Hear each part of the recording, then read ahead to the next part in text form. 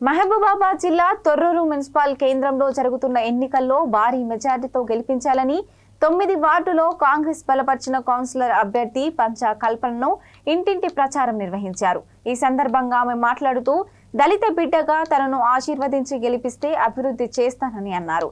ధర్మానికి అధర్మానికి మధ్య జరుగుతున్న యుద్ధమని ఈ యుద్ధంలో ధర్మాన్ని గెలిపించాలని కోరారు। తాను స్థానిక ప్రజల సంక్షేమం కోసమే పనిచేస్తానని ప్రజలు ఆచరించి ఆడబిడ్డగా చేయి గుర్తుపై ఓటు వేసి భారీ మెజార్టీతో గెలిపించాలని కోరారు। 9వ వార్డు పెద్దలందరికీ నా నమస్కారం।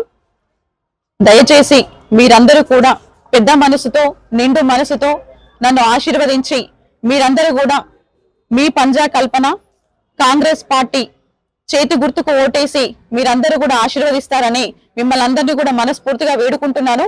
ఒక్కసారి ఆలోచించండి, నేను ఒక ఉద్యోగాన్ని త్యాగం చేసుకొని వచ్చిన ఆడబిడ్డను, ప్రజాసేవే నా లక్ష్యం అని వచ్చిన ఆడబిడ్డను, మరి అటువైపు ఉన్న క్యాండిడేటు మరి రేపు ఎలక్షన్లకు ముందు దేశం నుంచి వచ్చింది, మళ్ళీ ఎలక్షన్లు అయిపోయిన తర్వాత మళ్ళీ దేశమే పోతుంది, కానీ నేను మాత్రం అన్ని వదులుకొని ప్రజలే నా ఊపిరి, ప్రజలే నా శ్వాస, ప్రజలే నా ధ్యాస అని వచ్చినా కాబట్టి మీరందరూ కూడా ప్రజాసేవ చేయడానికి వచ్చిన బిడ్డని, ఒక దళిత బిడ్డని, ఒక మహిళను మీరందరూ కూడా నన్ను ఆదరిస్తారని నమ్ముతున్నాను।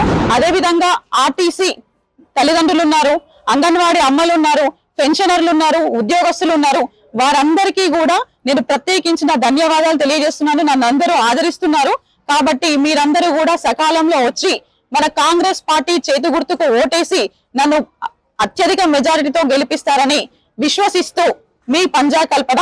నమస్కారం। జై కాంగ్రెస్।